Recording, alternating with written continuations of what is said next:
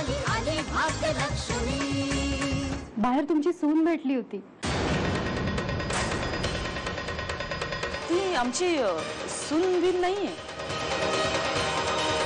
तिने पण तीच म्हणाली तसं तुमची सून आहे म्हणून। ती वेडी आहे। तेव्हा अशीच ती गावात हिंडत असते आणि मी कोणाचीही सून आहे म्हणून सांगत असते। कमाल आहे। कामिनी वहिनी, आम्ही खरंच खूप खुश आहोत की तुम्ही आमच्या सरिताला लक्षात ठेवून तिला लग्नाची मागणी घातली। कामिनी वहिनी, ही आमची सरिता। पाया पड।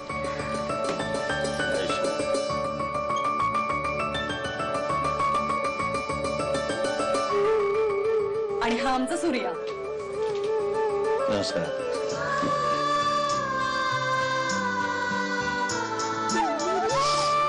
तुम्हाला कोणी बघितलं नाही ना येताना?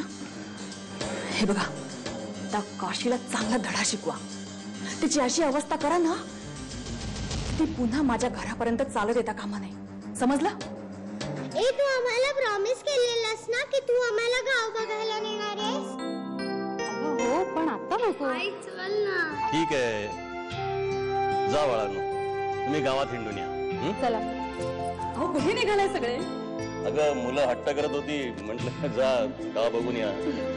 चहा नाश्ता तरी होऊ द्या पहिले। नाही नको, मला वाटतं आम्ही आधी फिरून येतो।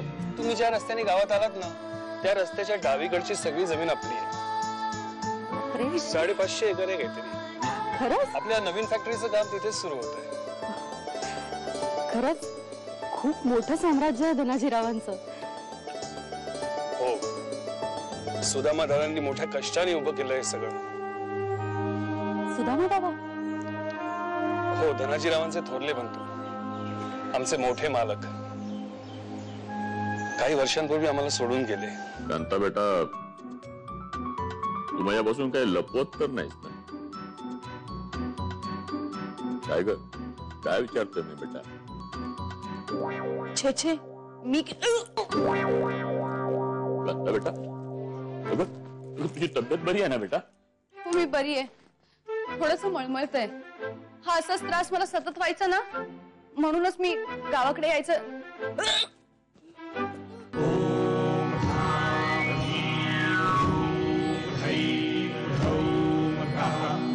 एक शेंडीवाला विचित्र बाप्पाजी नावाचा कोणी माणूस, त्या माणसाचे फलक जागोजागी लागलेले होते। वर्षानुवर्ष चालत आलेली प्रथा आहे, तिचा आपण बदलण्याचा प्रयत्न केला तर मग मत मिळत नाहीत, बरोबर? हा विषय आपण इथेच थांबवूया। तुमच्या गावामध्ये असलेला तो बाप्पाजी, त्यासारख्या ढोंगी लोकांना जेलमध्ये पाठवणं, असे बरेचसे उपक्रम राबवायचे आहेत मला। हा मला मारलेला टोमणा आहे का? कसं आहे, जेव्हा धूर दिसतो तेव्हा निश्चितपणे कुठेतरी आग लागलेली असते।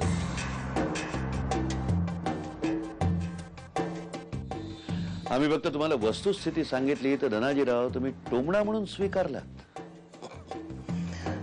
देवसाहेब, तुम्ही पाहुणे आहात, पण आमच्या समोर अशा प्रकारे कोणी बोललं तर त्याची जीव। अच्छा, म्हणजे अशी कामही तुम्ही करता? मी काय म्हणतो, आपण दुसऱ्या विषयावर बोलूया का? देवसाहेब, ती सरिता अजून काय करते? सरिता MBBS झालेली आहे, या गावामध्ये आली तर डॉक्टरकी करण्याचा तिचा विचार आहे।